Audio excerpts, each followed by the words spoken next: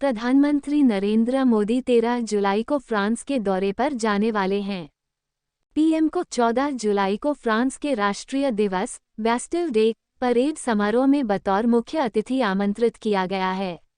इस यात्रा के दौरान पीएम मोदी 26 राफेल समुद्री लड़ाकू जेट खरीदने के लिए अरबों डॉलर के सौदे की घोषणा कर सकते हैं। अमेरिका के बाद पीएम का फ्रांस दौरा भारत के रक्षा क्षेत्र के लिए अहम साबित हो सकता है। इस बीच जानना जरूरी है कि आखिर राफेल एम है क्या? ये राफेल विमानों से कितना अलग है? इसको लेकर अभी क्या हो रहा है, आइए जानते हैं। राफेल एम राफेल लड़ाकू विमान का नौसैनिक संस्करण है जिसका पूरा नाम राफेल मैरीटाइम है। दरअसल लड़ाकू विमान के 3 प्रमुख संस्करण हैं। राफेल सी सिंगल सीट जो जमीन से इस्तेमाल किए जाने वाला संस्करण है, राफेल बी 2 सीटों वाला जमीन से इस्तेमाल किए जाने वाला संस्करण और राफेल एम जो सिंगल सीट करिया आधारित संस्करण है। राफेल एम का निर्माण फ्रांस की कंपनी दसॉल्ट एविएशन ने किया है। राफेल एम की लंबाई 15.27 मीटर, ऊंचाई 5.34 मीटर और वजन 10,600 किलोग्राम है। इसकी ईंधन क्षमता 4,700 किलोग्राम है। हाई अल्टीट्यूड में विमान की अधिकतम गति 1,912 किलोमीटर घंटा है, तो कम ऊंचाई पर इसकी रफ्तार 1,390 किलोमीटर घंटा है। 3 ड्रॉप टैंक के साथ इसकी रेंज 3,700 किलोमीटर है। यह विमान किसी वाहक पर उड़ान भर और उतर सकता है। इसमें भारतीय वायुसेना को मिले राफेल से 80% से अधिक विशेषताएं हैं। बेड़े की समानता के कारण प्रशिक्षण, मरम्मत और रखरखाव के कारण होने वाली बचत ने नौसेना को इन विमानों को प्राथमिकता देने के लिए प्रेरित किया। लड़ाकू विमान अत्याधुनिक समुद्री प्रणालियों से लैस होंगे, जिनमें युद्धपोतों के अलावा पनडुब्बियों का पता लगाने में सक्षम समुद्री खोज रडार भी शामिल होंगे। प्रधानमंत्री की फ्रांस यात्रा से ठीक 1 सप्ताह पहले रक्षा मंत्रालय का रक्षा खरीद बोर्ड 26 राफेल एम जेट खरीदने के सौदे पर विचार कर रहा है। भारतीय वायुसेना के पास पहले से ही 36 राफेल हैं जिन्हें जमीन पर हवाई अड्डों पर तैनात किया जा सकता है। राफेल एम विमान भारतीय वायुसेना द्वारा पहले खरीदे गए लड़ाकू विमानों की तुलना में सस्ते होंगे। इन्हें खुली निविदा का रास्ता अपनाने के बजाय सरकार से सरकार सौदे के माध्यम से खरीदा जाएगा। 26 लड़ाकू विमान खरीदने के लिए फ्रांसीसी लड़ाकू विमान राफेल और अमेरिकी लड़ाकू विमान F-18 में कड़ी टक्कर हुई थी।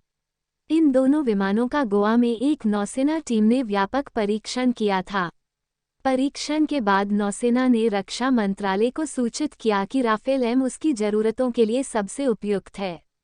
इस तरह से परीक्षण में राफेल एम ने बाजी मारी और नौसेना इसकी डील के लिए आगे बढ़ गई।